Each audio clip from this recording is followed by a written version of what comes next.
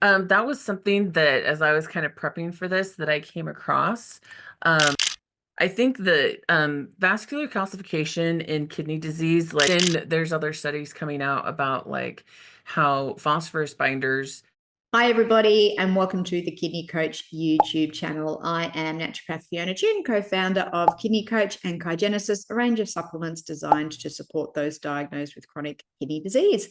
And I'm delighted to be joined again today by one of my favorite guests, Lindsey Zirker. Lindsey is one of the head renal dietitians at Kidney Nutritional Institute. She works alongside Jessie Anna, and she is an absolute brainiac in all things hormonal pathways and minerals. Yes. So first off, high level understanding, what is selenium? As far as, what is it for people? And then we'll just dig down from there. Yeah, so selenium is a mineral, and most the form that we most hear about is called selenoproteins. They play a pretty big role in antioxidant defense, thyroid function, immune function. Those are the kind of big pieces that it plays. And it is, yeah, it's not something that we hear a lot about from food sources or things. I feel like outside of kidney world, we mostly hear about selenium with thyroid, Yeah. and antioxidants. That's pretty much all. So what else do we need to know about selenium? As far as you mentioned something before we hit record that I didn't know, and that was the role of selenium in calcification throughout blood vessels. I thought that was really interesting. Tell me more about that. Oh, yeah. That was something that as I was kind of prepping for this that I came across.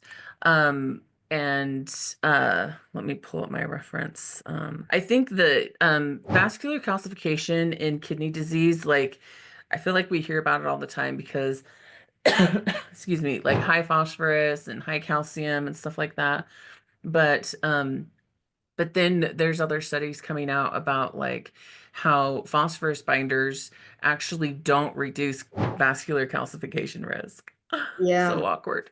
But that especially for people on blood thinners, that like vitamin K and vitamin D can really help reduce vascular calcification there. So I think that there's quite a bit that we don't really understand about it, but with some of the small amount of research that is done, that it kind of goes back to selenium's role as an antioxidant, that it helps reduce that oxidative stress happening in the blood vessels, so that calcification um, is at the least slowed down.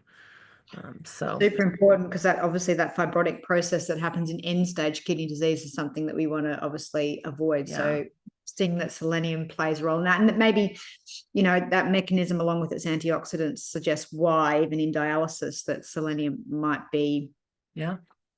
really interesting if it's breaking down calcification or preventing it. I can see how that works. Yeah. What other, before we dig into more of the food sources and things, are there any other roles of selenium in the body that you want to cover before we move on? Obviously, you've talked about immune, antioxidant, and thyroid health. Is there any other areas that people might not be aware that selenium plays an important role? So sometimes when I'm trying to understand what vitamins or minerals do in the body, I take a look at their deficiency or toxicity symptoms, because Mm. that kind of gives clues as to what could happen.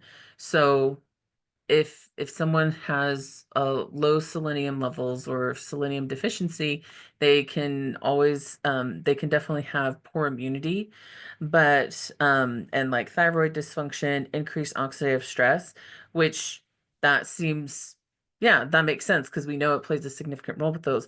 But we also have found that people can have reproductive issues, cardiomyopathy, asthma, um, hair loss. Everyone's always like trying to OD on their biotin to fix their hair, but that's not really like, that's not the only thing, right? There's so many things in almost any kind of chronic disease that cause hair loss. The hair's like the weak link, ironically. Yeah. Like the first thing to show up. And then there is this thing called Creshan or Cashin-Beck disease. Um, which is the like defining thing, and that is specifically looking at the heart. It's called heart muscle disease.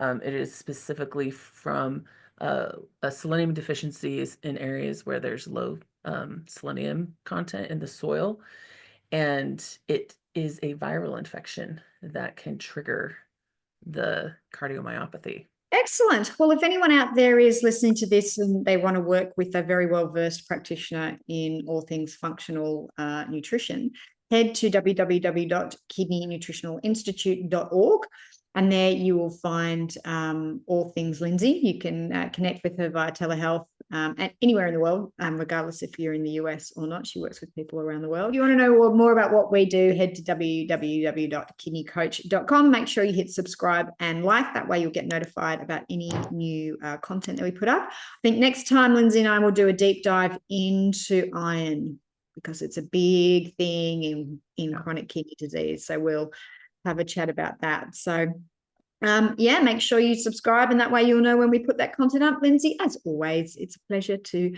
connect with your beautiful self. And thank you again for being part of my amazing team that I get to connect with. It's always great. Thanks, Fiona. Always love being here. Yeah, thanks for being part of our community. We look forward to seeing you next time, and enjoy the rest of your day.